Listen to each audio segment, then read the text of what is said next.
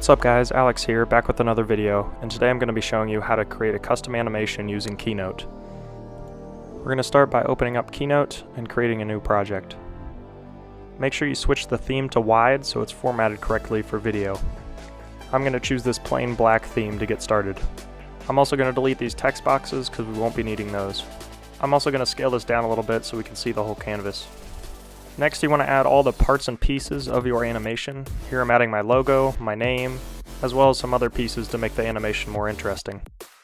I've never used Keynote before, but the user interface is definitely easy to use and quick to learn. Once you got everything added, go ahead and click on one of the items you've added, and then click the animate button on the right to start adding effects. Next, click to add an effect, and choose the effect that you feel fits best. I'm going to go with the swoosh effect for my logo. Next, you can change some of the options, such as duration and direction of the effect. Next, continue the process for all of the other items on the screen. Remember, you can change this however you want. This is completely customizable. Just do what you think looks best. Once you're done with that, go ahead and click on Build Order in the bottom right, and here's where you can actually see all the animations you've added. I'm going to go ahead and preview the animations to see what they look like. As you can see, all the animations are coming in sequence, which is not exactly what we want. Preferably, the animations are staggered and overlaying so they're more appealing to the eye. To fix this, we're going to go back into build order, then click and drag one of our animations right below the other so that they kind of snap together. Then we want to click on the second animation that we snapped together with the first one, and then go down to the bottom and click on start. Then change it to start with build 1 and add a slight delay. If we preview that, we can see that the line and the logo come into frame at the same time, creating a nice effect.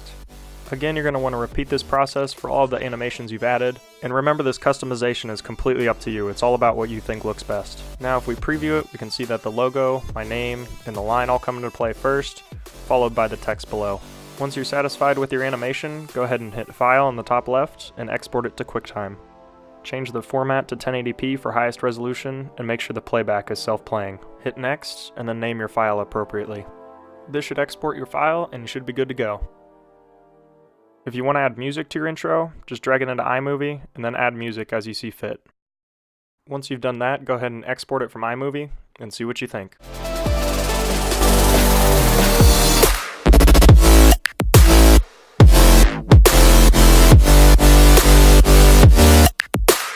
So there you have it. There is my finished product. Hope you guys enjoyed this video. Again, if you have any questions, go ahead and comment below, like this video if you liked it, and subscribe for more videos like this.